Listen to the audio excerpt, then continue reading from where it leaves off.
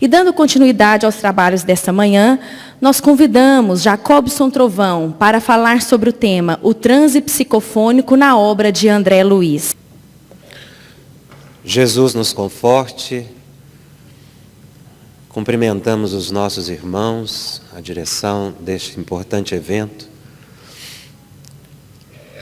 A Chico Xavier, pela dedicação e renúncia que teve de chegar aqui à Terra, para que pudéssemos caminhar um tanto mais. E cumprimentamos a equipe que organizou esse trabalho, que podemos afirmar com toda certeza está aqui também presente conosco. Para que nós possamos falar, para que nós possamos falar do transe, nós precisamos compreender a obra de André Luiz. Há uma informação preciosa na introdução do livro Voltei, psicografado por Chico de Monjacó, pseudônimo de Frederico Figner, sobre o trabalho de André Luiz com Chico Xavier. O irmão Jacó, depois de desencarnado, buscou Chico. Eles eram muito amigos quando encarnados. E o irmão Jacó queria ansiosamente publicar, dar a notícia da sua vida depois da desencarnação. Como acabou fazendo, publicando o livro Voltei. Mas ele queria imediatamente. E aí Emmanuel diz a ele: calma, Jacó. André Luiz teve que frequentar por 700 vezes as reuniões de Chico Xavier para poder começar a psicografá-lo. 700 vezes.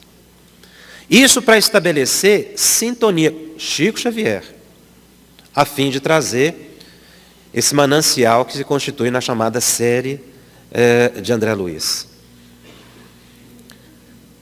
Informa também, isso nós temos numa carta que ele endereçou à Federação Espírita Brasileira, no então presidente Vantur de Freitas, que efetivamente os supervisores do trabalho de André Luiz foram Emmanuel e Dr. Bezerra de Menezes. Isso ele pôde verificar porque quando estava psicografando o capítulo Reencarnação de Missionário da Luz, a psicografia por algumas vezes parou e ele viu reunindo André Luiz, Dr. Bezerra, Emmanuel, para discutirem teses que poderiam ser trazidas, se eram convenientes ou não, de acordo com a programação espiritual. E Chico informa mais, que na verdade André Luiz, ele é o porta-voz de um grande número de espíritos que coordenou, que organizou efetivamente a obra, e a gente percebe isso, porque ele, depois de Nosso Lar, quando ele narra experiências pessoais, ele vai sempre atribuindo as informações aos mentores que aparecem nas suas diversas obras. Nós tivemos a oportunidade de compulsar 14 livros da série André Luiz para pesquisar apenas uma manifestação mediúnica, uma faculdade, poderíamos dizer assim, mediúnica, que é a psicofonia ou incorporação. André Luiz fala do tema em todos os livros. Nós tivemos a oportunidade de reuni-los e fechamos numa obra que a Federação Espírita Brasileira publicou, o Psicofonia, na obra de André Luiz. E o fizemos porque, embora Kardec tenha pesquisado no livro dos médiuns a psicografia com maior cuidado, há uma referência muito pequena no livro dos médiuns, mas a incorporação ou psicofonia foi a mediunidade que mais se popularizou. E era compreensível que Kardec estudasse o fenômeno de forma mais concreta, porque na psicografia, obviamente, que à época era o possível, pelo registro em papel, não tinha como gravar. Mas Kardec faz a referência, e André Luiz também, de que a manifestação, tanto na psicografia como psicofonia, são as mesmas. Eu utilizo a palavra psicografia e psicofonia indistintamente, porque assim o faz André Luiz. Até o livro Missionários da Luz, nós vamos encontrar apenas a palavra incorporação. A partir daí, André Luiz começa a utilizar a expressão psicofonia. E ao longo da obra a gente observa que ele utiliza os dois termos. Nós podemos dizer sim incorporação, desde que entendamos, não é, o que realmente significa incorporar, que é essa ligação psíquica, e não entrar no corpo da pessoa. Uma vez eu terminava uma conferência e falamos exatamente isso, que não tem como o espírito entrar dentro do corpo da pessoa. Simplesmente porque não tem um lugar para ele entrar. Ele pode ficar no mesmo local, mas não tem um espaço dentro do corpo para entrar. E uma senhora, uma vez, depois de uma colocação dessa, ficou, acho que um tanto quanto contrariada conosco, porque ela falou assim, olha, esse negócio que você falou não está correto. O espírito entra dentro da gente mesmo. Eu sou médium há muitos anos. E basta eu fazer assim, ó, que ele entra. Eu acredito que querendo fazer referência, não é ao local de penetração. Mas não é assim. Então nós podemos utilizar a expressão indistintamente. A de Allan Kardec, que Allan Kardec coloca no livro dos médiuns, não se usa mais, caiu em desuso, que Allan Kardec denomina de médium falante. Médium falante. Engraçado, toda vez que eu estudo esse tema, eu me lembro de Chico Xavier falando assim, que as mulheres são melhores médiuns do que os homens. Não tem nada a ver uma coisa com a outra. É porque eu me recordo, né? E é uma verdade, por causa da sensibilidade feminina. Então, para a gente entender a questão da psicofonia ou incorporação, nós temos que observar que ninguém é médium por acaso. O médium é preparado no mundo espiritual. André Luiz não chega a detalhar que tipo de preparo. Isso ele informa no livro Os Mensageiros. Mas são, obviamente, tratamentos, passes em nível perispiritual. E se ocorre no perispírito, como no perispírito nós temos todos os órgãos do corpo físico, porque é a matriz, então, naturalmente, essa alteração na psique do futuro médium repassa ao corpo físico. E nós vamos perceber, portanto, e o futuro vai mostrar, que o médium ostensivo, ele tem uma estrutura psíquica, não é, diferenciada, apropriada ao transe, seja ele qual for. Todos nós somos médiuns. Isso está patente e seguramente colocado no livro dos médiuns, quando Kardec identifica mediunidade em todas as pessoas. Raras, ele diz, aquelas que nós não conseguimos. Mas a expressão é muito mais utilizada para o médium ostensivo, produtivo. Não é? No entanto, todos nós temos a mediunidade. Isso ficou, até certo ponto, como uma informação filosófica ou de percepção, até que nós encontramos com André Luiz em Missionários da Luz a informação segura de que a epífise é exatamente o ponto de percepção ou tradução física das percepções espirituais. Como o cérebro é departamentalizado para cada um dos nossos sentidos, o sentido ou faculdade mediúnica estaria ali regionalizado neuroanatomicamente na epífise. Emmanuel, no Seara dos Médiuns, utiliza na esteira de Allan Kardec, diz que nós temos um sentido mediúnico, mostrando que nós somos seres mediúnicos naturalmente. Temos, portanto, um cérebro mediúnico e, dessa forma, transitamos entre o mundo espiritual e o mundo físico, naturalmente, muitas vezes sem o perceber. Chico Xavier foi dito que ele era um ser interexistente, porque ele transitava nos dois planos. Isso acontece com todas as pessoas, em vários graus. Ocorre que nós normalmente não percebemos. Então, André Luiz, no livro Os Mensageiros, informa a experiência de um médium que fez essa colocação que está aí. Preparei-me, então, durante 30 anos consecutivos. Veja bem, ele recebeu tratamentos por 30 anos para reencarnar como médium. E temos mais duas informações preciosíssimas. Para voltar à Terra em tarefa mediúnica, desejoso de, os dois grandes motivos. Primeiro, saldar minhas contas e elevar-me a alguma coisa. Então o indivíduo reencarna como médium, por quê? Primeiro, para pagar a dívida. E se der tempo, evoluir um pouquinho. Emmanuel traduz esse pensamento no livro Emmanuel, que aliás é uma obra pouco pesquisada. Ele tem um capítulo lá chamado Quem são os médiuns na sua generalidade? E Emmanuel não começa excluindo. Ele vai definir, na verdade, por exclusão. Ele diz assim, não são missionários na acepção comum do termo.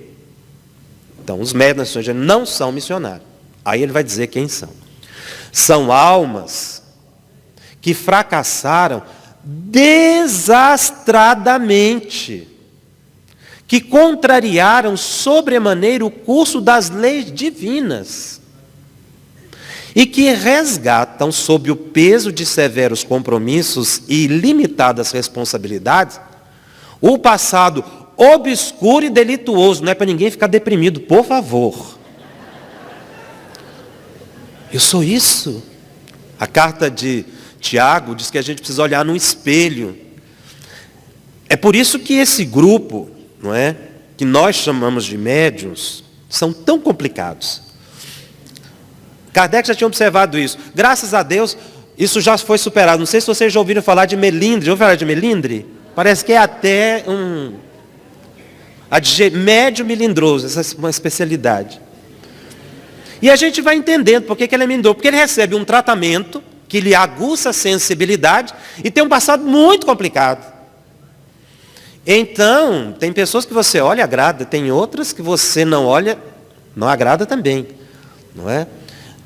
A pessoa fica nessa instabilidade, mas é preciso compreender isso para se superar, não é para desanimar.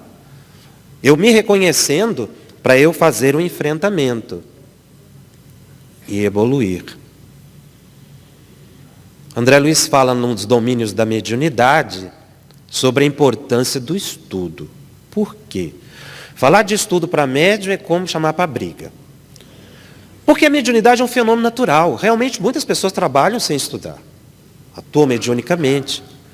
Mas qual é a questão do estudo? Que Kardec coloca tão bem, André Luiz retoma a análise. Nesse trecho, eu estou dizendo André Luiz, mas na verdade são os mentores, não é? Que estão ali colocando. Eu falando André Luiz apenas para resumir, vamos Alexandre, Gúbio e todos aqueles que aparecem.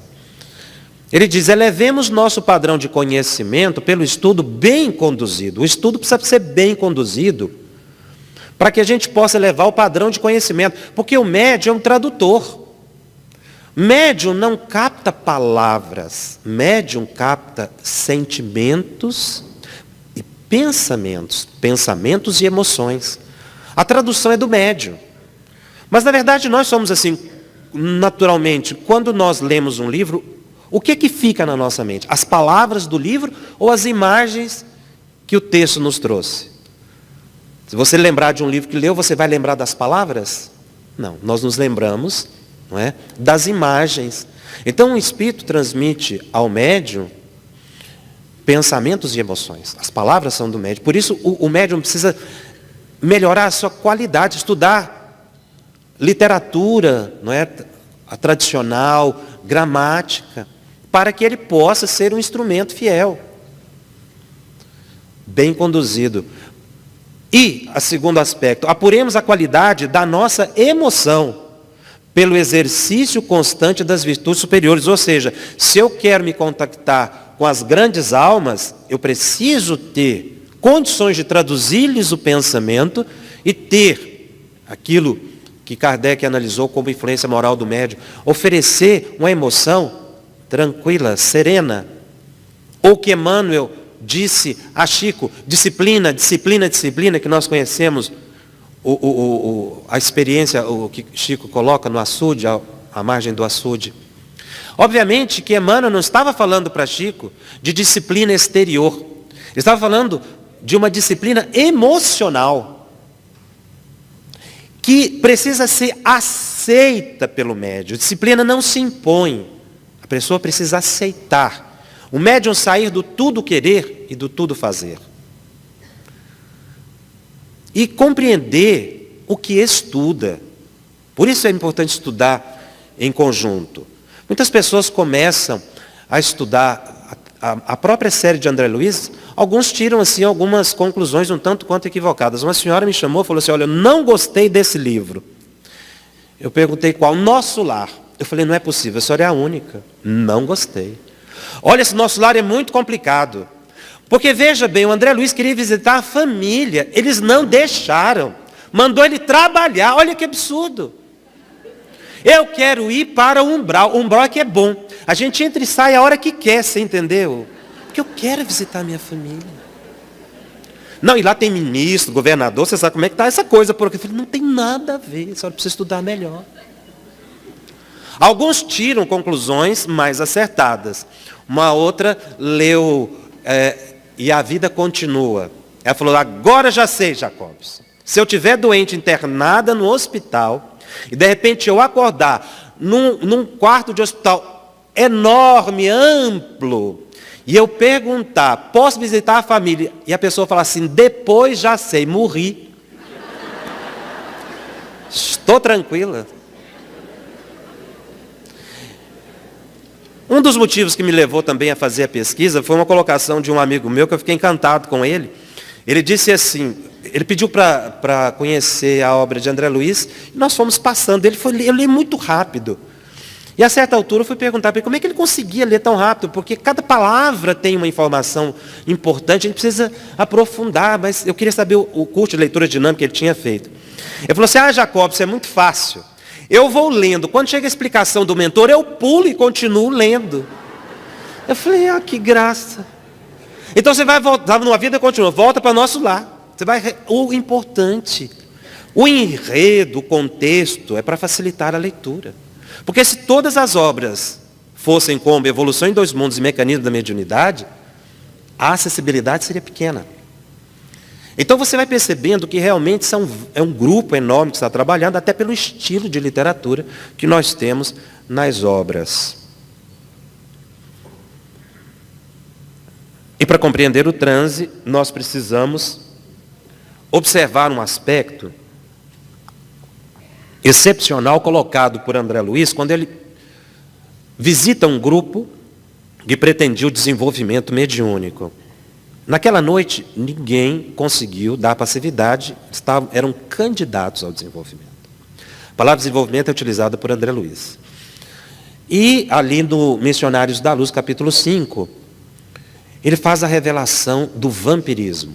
Ele diz, os companheiros, o trabalho para eles, aparentemente, foi ineficaz, mas para nós foi excelente, nós pudemos trabalhar muito a questão do vampirismo. E ele vai explicar essa situação em que um espírito sustenta a sua vítima e também é sustentado nesse processo que ele chamou de vampirização, dentro do contexto da obsessão.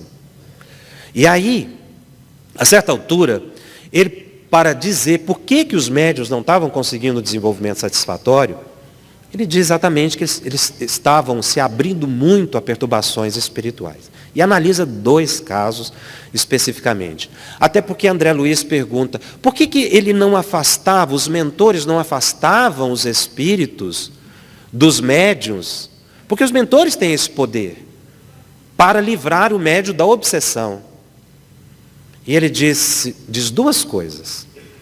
Primeiro, como é que eu entro na casa de alguém que convidou a sua visita e digo a ele que mande a visita que ele convidou embora? É o primeiro aspecto. Nós já tentamos isso, que é o segundo. E aí ele relata o que está em vermelho ali. Nossa irmã se declarou demasiadamente saudosa do companheiro. E o nosso amigo afirmou intimamente sentir-se menos homem, levando humildade à conta de covardia e tomando desapego aos impulsos inferiores por tédio destruidor. O que ele está dizendo? Nós precisamos analisar tudo que André Luiz coloca. Ele está falando aqui das repercussões orgânicas do processo obsessivo. Veja, no momento em que eles afastaram, no caso da senhora, o marido, que tinha desencarnado e permanecia em casa, e ela, no seu pranto, no choro, no desespero, ela o evocou de volta para dentro de casa, e ele passou a obsediá-la novamente. Quando o marido se afastou, ela entrou em depressão profunda, declarou demasiadamente saudosa do companheiro. E o atraiu, porque ela não conseguia libertar-se dele. Tem muita gente que não consegue libertar-se do obsessor. Quando esse obsessor vai embora, ela chama outro obsessor. Por quê? Porque há um condicionamento. A pessoa fica, ao longo do processo obsessivo, sendo bombardeada psiquicamente, sobretudo no sistema límbico, que é o sistema de controle da emoção, e há um condicionamento. André Luiz fala disso. Ela entrou em depressão. E esse rapaz que ele faz referência, tinha atraído para junto de si desde a mocidade 2 obsessores ligados à sexualidade. Houve um débito na libido. Olha o que ele diz. Quando afastaram os obsessores, nosso amigo sentiu-se, afirmou intimamente, sentir-se menos homem. Ou seja, houve uma queda da libido, porque o obsessor eleva a sensação, o desejo. Quando o obsessor faltou, ele verificou que aquele impulso estava diminuído. Então o que ele fez? Ele atraiu a entidade novamente. É uma verdadeira recidiva obsessiva. Por quê? Porque ao longo dessa convivência, o médium vai sendo condicionado. Por isso que no processo de desobsessivo não basta afastar espírito. É preciso haver uma transformação moral ou uma mudança psicológica, às vezes até com suporte medicamentoso. Em muitos casos isso é necessário, para que aquela senhora, no caso, pudesse vencer a depressão, e ele também, porque ele entrou em tédio. Veja bem, tédio destruidor, porque mexeu na masculinidade dele. Ele realmente sentiu-se mal, ele não estava sentindo bem, porque os hormônios ficaram alterados. Aí não foi uma mudança apenas psicológica, aquilo que Kardec chama de obsessão física, subjugação física, subjugação moral. Aqui houve um comprometimento neurofisiológico com repercussões em todo o organismo. Porque o sistema de controle da emoção, como nós dizemos, o sistema límbico, principalmente o hipotálamo, sofre uma agressão e um domínio.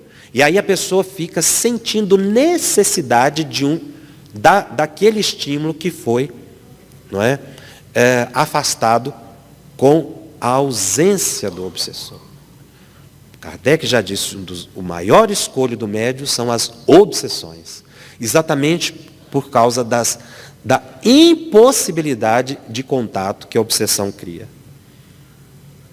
Então, no caso do desenvolvimento mediúnico, é preciso que o médium se equilibre, aceite-se médium.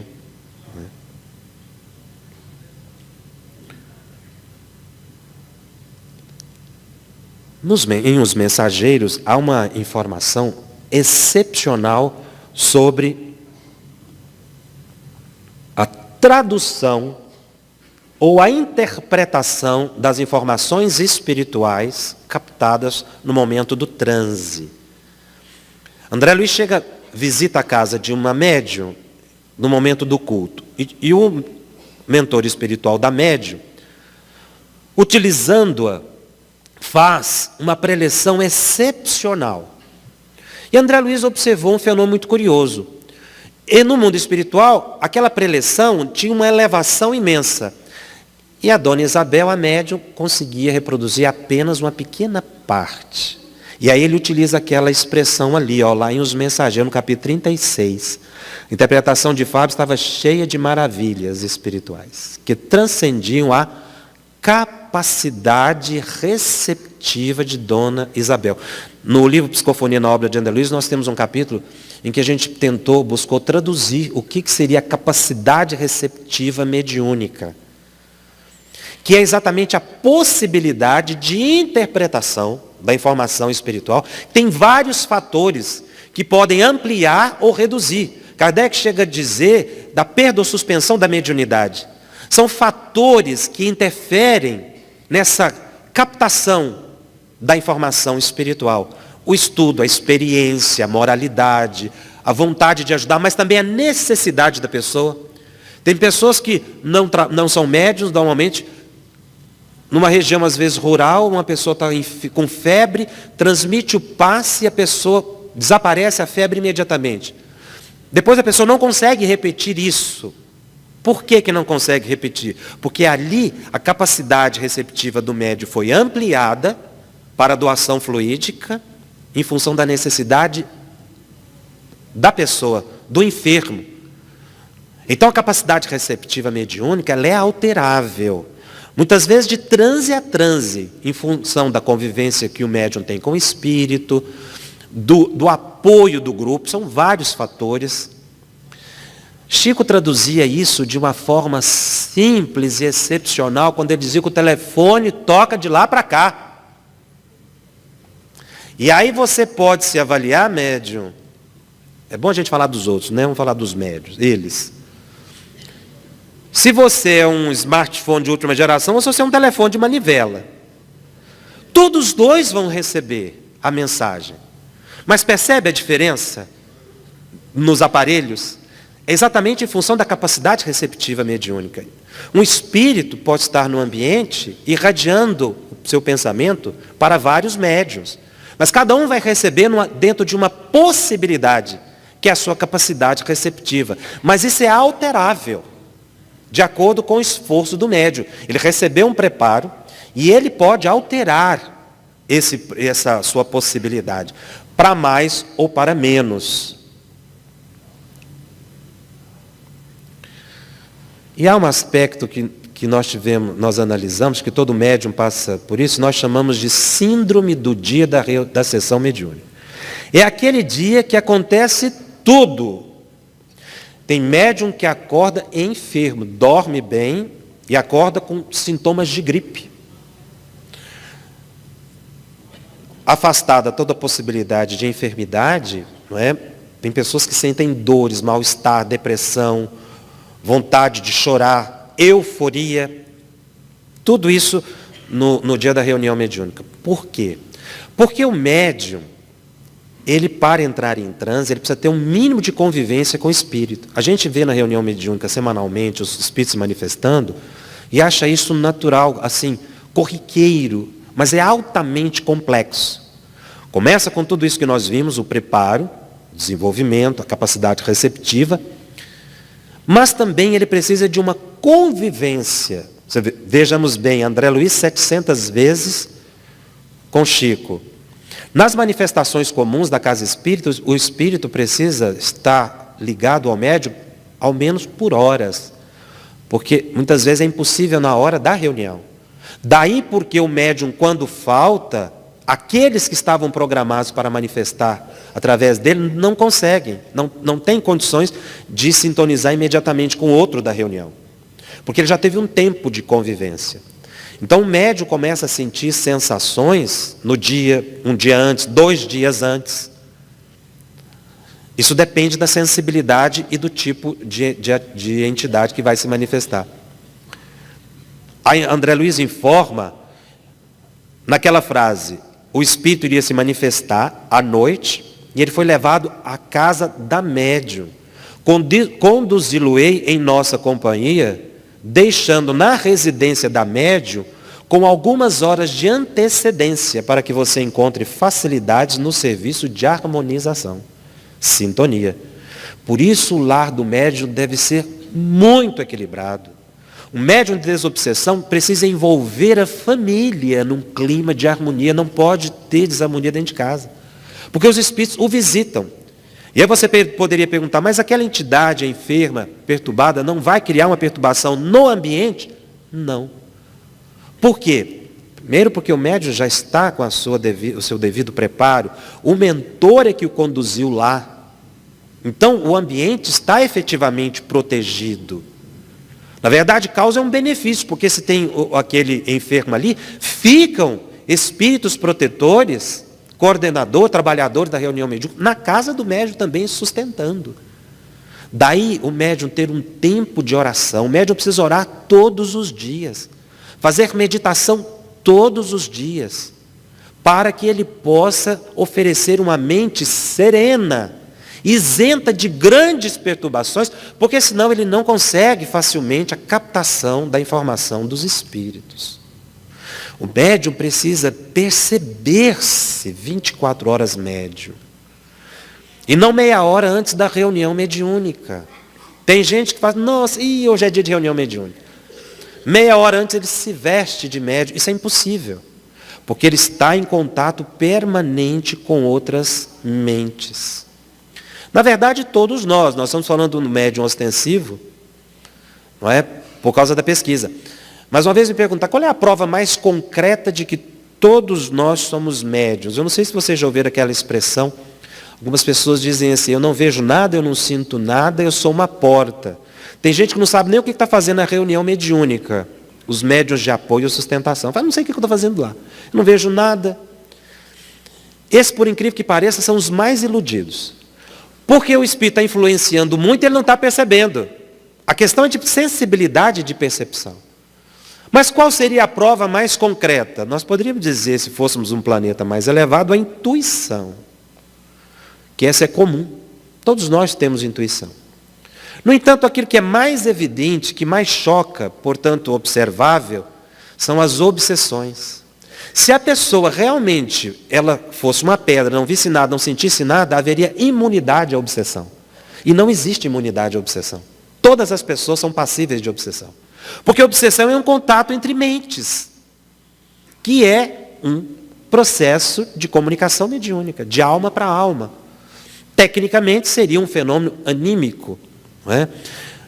Processo intuitivo, esse envolvimento de alma com alma, mas lato sensu, nós estamos chamando de fenômeno mediúnico para facilitar o tempo, não permite digressões mais delicadas. Então, no dia da reunião mediúnica, o médium precisa realmente se abster de algumas coisas.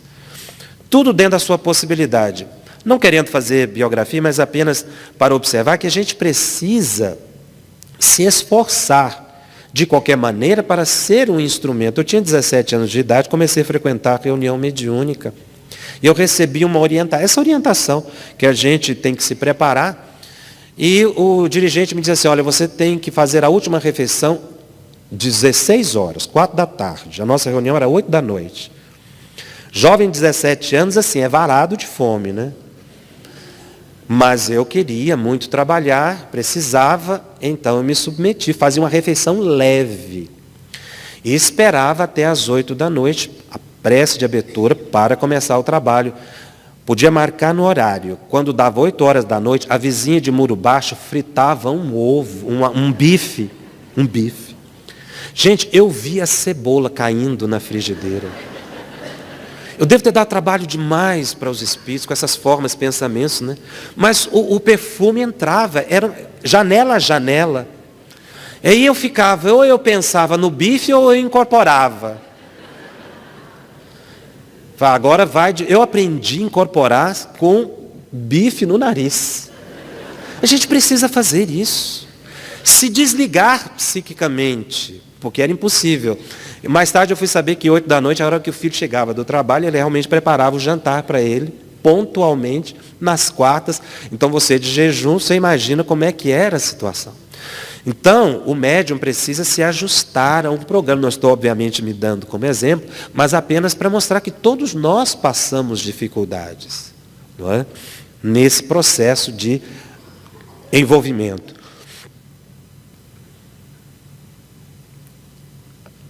Observado o dia em si, para que o transe aconteça, existem providências preliminares, que nós chamamos de pródromos do transe.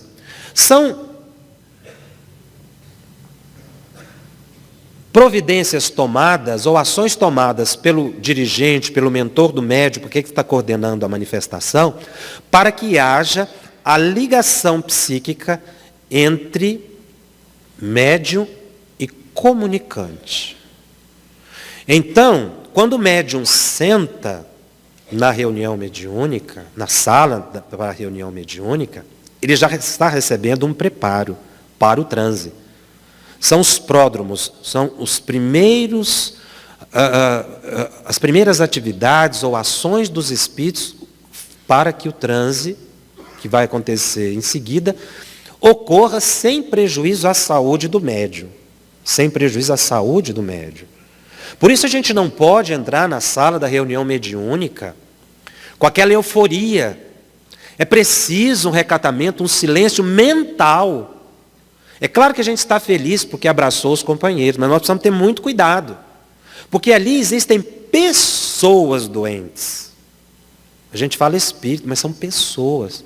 Você se coloque num pronto-socorro, precisando de auxílio a um familiar seu, e os profissionais ali da área da saúde entram brincando, abraçando, contando piada, tanto tempo que eu não te vejo, para depois socorrer. É a mesma coisa. André Luiz faz essa comparação no Desobsessão. Então, ali estão pessoas esperando, nós não podemos demorar a iniciar o trabalho. Euclides, o mentor, acomodou Dionísio, que era o espírito que iria se manifestar, ao lado dela, médium, enquanto a médium se concentrava em oração. Então, naquele momento da oração, o Euclides acomodou Dionísio. Ele vai descrever que o espírito chega a sentar ao lado, ele fica à mesma altura, porque precisa haver um encontro, como Kardec diz, de perispírito com perispírito. Há uma proximidade mesmo, de perispírito com perispírito, para que o fluxo de pensamento, ou as correntes de pensamento, possam acontecer. Não é? Em outro momento, André Luiz diz que o espírito se debruçou sobre a médium, como alguém se debruça sobre uma janela. Então ele estava, não é, à altura da caixa torácica e o crânio dobrada para que ele pudesse facilitar o contato perispiritual. O dedicado amigo aplicava-lhes passes magnéticos. Por que essa expressão passe magnético? Todo passe é magnético. Por quê? Porque quando se transmite o passe, o passe é uma transfusão de energia. Onde circula a energia, cria um campo magnético. Então tem muita gente que acha 2 tipos de passe. Não. Porque onde existe o fluxo de energia, cria-se um campo magnético. Lembrando bem, por que cria esse campo magnético? Por que essa preocupação de criação desse campo magnético? Porque o magnetismo, estamos falando de ímã mesmo, ele é capaz de atrair ou repelir. Então favorece a atração dos pensamentos e também a expulsão de pensamentos e entidades. Já viram espíritos dizendo assim, que não puderam entrar na reunião mediúnica, na sala? Ali criou-se um campo magnético que repelia a presença. Outros dizem, eu estou amarrado aqui. Não tem corda. Ele pode até ver, mas não tem. Ele estava retido no campo magnético. E lembrando que o passe circula, a energia do passe circula pelo corpo da pessoa, pelo sangue. Há um trecho de André Luiz no Mecanismo da Mediunidade chamado sangue e fluidoterapia. Porque quando ele recebe o passe, a energia vai para o sistema sanguíneo, não é? os vasos sanguíneos do perispírito, imediatamente passa para o corpo. Então, a ação do passe ela é sistêmica. Por isso, não importa em que local do corpo você transmita o passe. Porque ele vai circular como um medicamento que circula pelo seu corpo e vai encontrar o órgão de impacto. André Luiz diz que a energia do passe circula na cabeça do médium primeiro pela cabeça. Algumas pessoas levantam a mão para captar essa energia. Não há necessidade, porque ela circula pela cabeça do médium e depois é transmitida e circula pelo corpo do paciente pelo sangue. Então a ação ela é global, porque o perispírito é uma unidade. Você atuou num local, você atua no corpo todo, isso tem uma repercussão física. Então veja bem, era isso que ele estava fazendo circular pelo corpo. Veja bem, fortalecendo os nervos das vísceras. Todo o organismo do médium fica envolvido no momento do transe.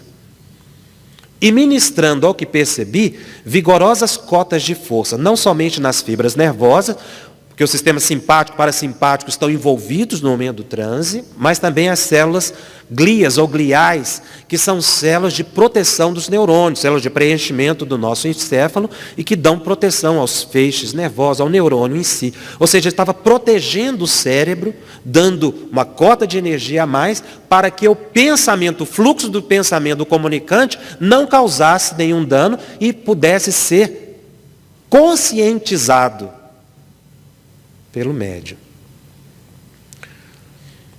Dentro desse processo é fundamental a participação da epífise e dos lobos frontais. O instrutor em seguida conservou, veja bem que, só para observar, uma informação está em Missionários da Luz, ela é complementada no mundo maior.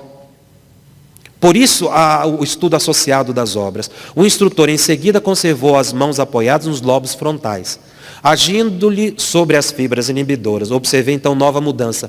O que aconteceu? Os lobos frontais se iluminaram.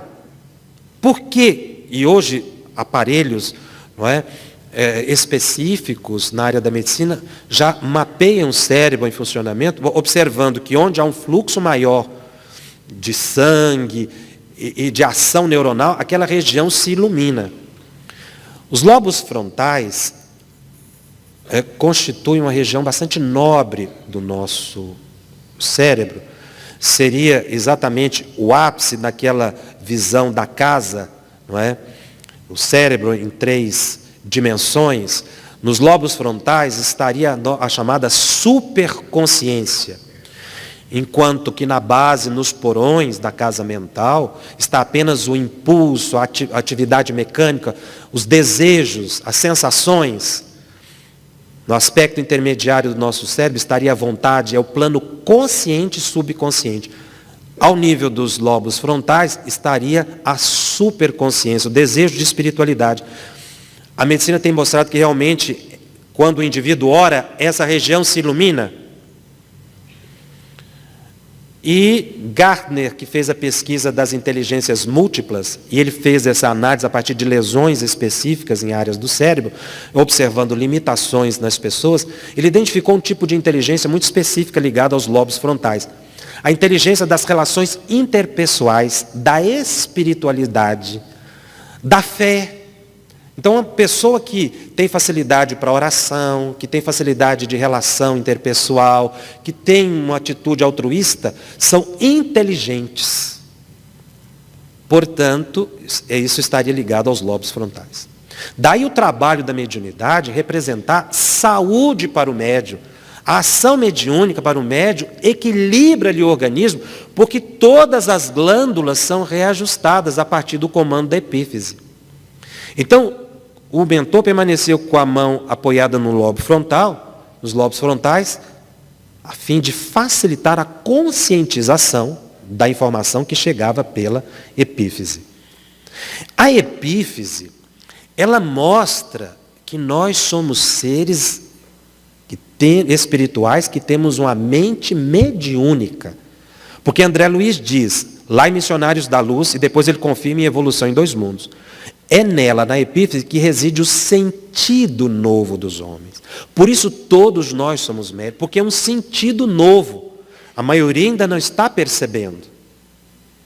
E aí sofre processos obsessivos graves, muitos são teleguiados, chegam ao suicídio, a violências, porque não consegue perceber essa relação que é colocada na questão 459 do Livro dos Espíritos, quando a Kardec nos diz que eles nos dirigem, não é, comumente.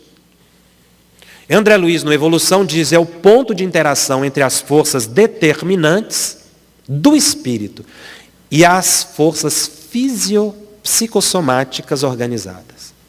Nós vamos ver aqui como é que é esse fluxo de pensamento. Quando o mentor apoia a mão sobre os lobos frontais e a epífise é ativada, ocorre uma saturação no nosso sistema sanguíneo de hormônios. Os hormônios epifisários que influenciam as demais glândulas. Alguns chegam a dizer que a neurohipófise, a hipófise, que é uma glândula chamada de a principal, que comandaria, na verdade estaria subordinada ainda à própria epífise. E nesse momento começam a surgir pensamentos, e André Luiz faz uma associação muito interessante. Ele diz que cada irmão percebia o influxo sugestivo, o pensamento dos espíritos, que logo lhes provocava a livre associação dos psicanalistas. André Luiz é enciclopédico, ele vai na psicanálise, ele vai na física, ele vai na química, ele vai na neurofisiologia. Graças a Deus hoje existe o Google. Porque realmente, para você entender o que ele está dizendo, é preciso você ter uma biblioteca com vários assuntos, em função exatamente da amplitude das ações. A livre associação dos psicanalistas é exatamente aquele exercício que o psicanalista faz com o paciente, basicamente, dele falar o que vem à mente sem pôr crítica. Então, o pensamento que começa o médium tem que esvaziar o pensamento. A mente no momento do transe, naqueles pródromos, nos instantes iniciais do transe, tem que esvaziar.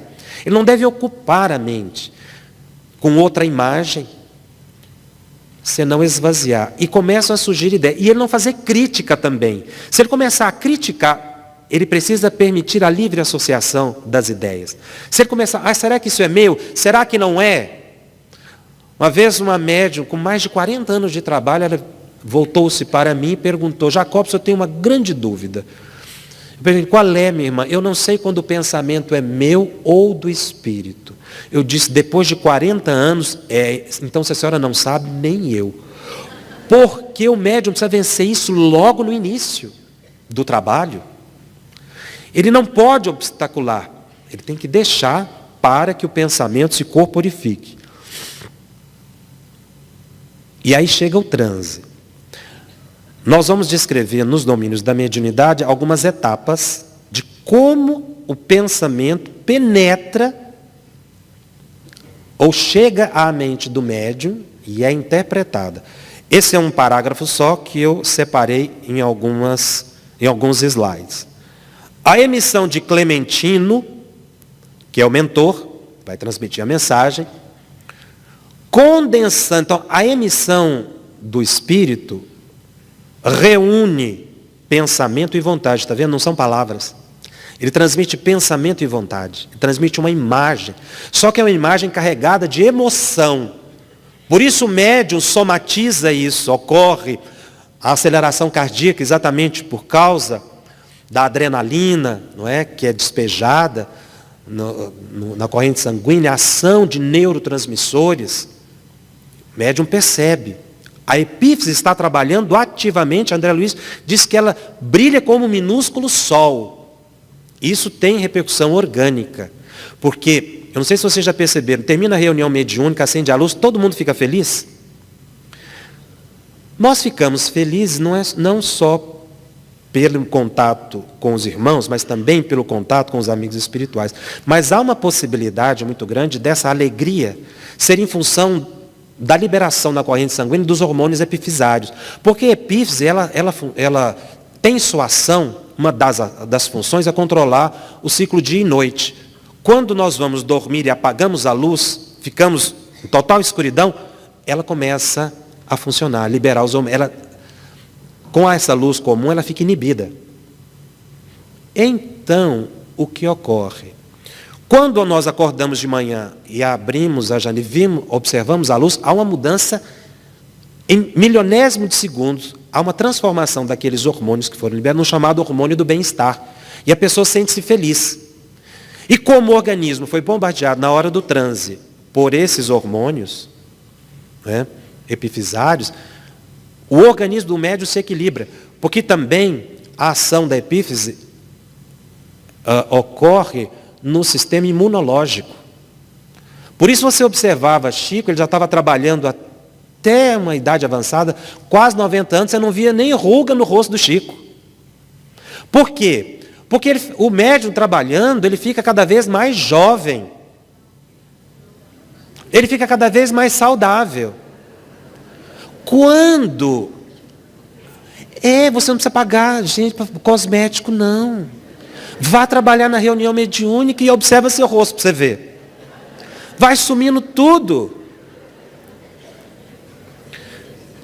Ele vai ficando mais enrugadinho, Chico, depois, quando ele já estava no processo já de desencarnação. Mas no auge do trabalho, é uma vitalidade, não é? Imensa. Então, a epífise é bastante estimulada nesse instante. E há uma observação, não há prova ainda, de uma pesquisa que ocorreu na USP, de que a luz vermelha é a única que não inibe o funcionamento da epífise. Talvez isso explique porque que André Luiz orienta a luz vermelha no desobsessão. Porque essa luz branca, ela inibe o funcionamento da epífise. Isso foram arquitetos que estavam tentando buscar uma luz que pudesse permitir, pessoas que trabalham à noite, permitir o funcionamento da epífise que causa tanto bem à pessoa. Eu vou respeitar os 5 minutos, além dos 5 que já me deram, com todo respeito. Só para fechar, é curtinho. A emissão do pensamento e a vontade envolve Raul Silva, o médium. Em profusão de raios, veja como chega o pensamento e a vontade, como raios. Olha a imagem que André Luiz cria, que lhe alcança o campo interior, primeiramente pelos poros. Então o pensamento penetra pelos poros, que são miríades de antenas, sobre as quais essa emissão adquire um aspecto de impressões fracas e indecisas. São aquelas primeiras percepções. Por isso tem médium que arrepia. Nossa, senti um arrepio. Parece que tem um espírito aqui, tem mesmo. Você recebeu, não é? Aquela irradiação da presença da entidade. Essas impressões apoiam-se nos centros do corpo espiritual, os centros de força, que André Luiz identifica 7, que não se refere ao chakra, apenas no mesmo local. A expressão centro de força é cunhada por André Luiz. Os orientais já estudam chakra há 7.000 anos. Mas o chakra não tem a mesma função do centro de força, embora tenha a mesma posição anatômica. O chakra são pontos de contato dos meridianos onde circula o prana. O centro de força de André Luiz não é isso. Não é um mero ponto de contato de circulação de energia, o encontro não. Por isso que chakra não é uma expressão espírita, e nós precisamos ir utilizando as expressões do nosso meio, centros de força. Porque o centro de força comanda o órgão, o funcionamento do órgão, e é um local de assimilação. No caso do transe, especificamente, o coronário frontal e o laríngeo. Esse centro de força agem como condensadores, ou seja, eleva aquela tensão, daquela impressão que era fraca e indecisa, que imediatamente do centro de força passa para o sistema nervoso, que desempenha o papel de preciosas bobinas de indução, ou seja, aumenta a intensidade daquele pensamento e vontade para chegar no encéfalo e o médium perceber. Esse é o caminho. Acumulando-se aí, no sistema nervoso, no átimo, o médium não percebe, isso é num segundo. É na velocidade do pensamento. E reconstituindo-se automaticamente no cérebro. Então, aquele influxo penetra pelos poros, centro de força, passa para o sistema nervoso para chegar no cérebro e atingir a epífise e depois os lobos frontais. É o que ele vai dizer aqui. No cérebro, nós possuímos centenas de centros motores, semelhante a milagroso teclado de eletroímã. O que é o eletroímã? É exatamente um objeto metálico, por exemplo, em que passa uma energia e ele não é ímã natural, mas ele torna-se ímã momentaneamente. Nós somos um ímã natural. Mas no momento em que a gente está em transe, essa capacidade magnética amplia, porque é como se fosse um teclado de eletroímãs, um conjunto de eletroímãs. Daí porque nós não podemos tocar a cabeça do médium no momento do transe. Porque há um campo magnético e está ocorrendo um fluxo, uma corrente mental, de encarnado para desencarnado. Você interfere se você toca ali. Porque você está vulnerando um campo magnético com uma energia que é incompatível. Ligados a outros em fulcros dinâmicos que se processam as ações e as reações mentais. Então aí o médium tem consciência daquilo que inicialmente foi uma sensação e uma percepção. Uma sensação física e uma percepção. Está lá nos domínios da mediunidade, no capítulo. Aí ocorre o transe. Aquele estado alterado de consciência, porque no momento em que ocorre a manipulação dos lobos frontais, da epífise, os hormônios epifisais estão liberados, é a mesma coisa quando você vai dormir. A gente apaga a luz, o corpo esfria, a gente relaxa. Então, o médium relaxa. O corpo chega a esfriar, se você observar. E ocorre a taquicardia, aquela suave taquicardia. Exatamente o organismo se preparando para o transe. E aí, depois que o pensamento e a vontade do espírito chega no encéfalo, ele vai agir como poderosa estação emissora. E a boca por valioso alto-falante. É a expressão de André Luiz. Então o pensamento penetra e aquela energia circula por todo o organismo do médium e ele vai verbalizar. No momento que ele verbaliza, ele vai utilizar as expressões que lhe são comuns, porque ele é o intérprete. Ele está interpretando. Daí a importância do estudo. Livro dos médiuns para nós é manual, tem que estar debaixo do braço. Uma vez eu perguntei num grupo, qual é o nome do livro dos médiuns? O nome completo do livro. Alguém aqui sabe? Pode só levantar a mão. O livro dos médiuns não chama só livro dos médiuns. Eu sei que vocês sabem, mas vocês ficaram tímidos. Eu vou dar uma dica para vocês. Na próxima vez você pega o Google e olha. Lá está escrito assim, livro dos Guia dos Médiuns e dos Evocadores. Tem gente que é tão dedicado ao estudo do livro dos médiuns que não chegou a observar nem o nome do livro. Passou por cima, até do título. Então ele é manual. Está na reunião mediúnica, teve um problema, deixa eu observar. E encerrando, o pós-transe. Há uma observação de André Luiz, o médium pode ou não receber o passe, dependendo da manifestação. Mas apenas eu vou ler para encerrar. Conversas acerca de quaisquer manifestações ou traços deprimentes do amparo espiritual efetuado, estabelecem ímãs de atração. Então você não pode comentar. Você tem que desligar psiquicamente o médium, criando correntes mentais, se ele o fizer, de ação e reação entre os comentaristas, o que os torna objetos e os que se tornaram objeto dos comentários em pauta. Ou seja, você volta a se ligar psiquicamente àquela emoção, se não diretamente ao espírito comunicante. Muito obrigado.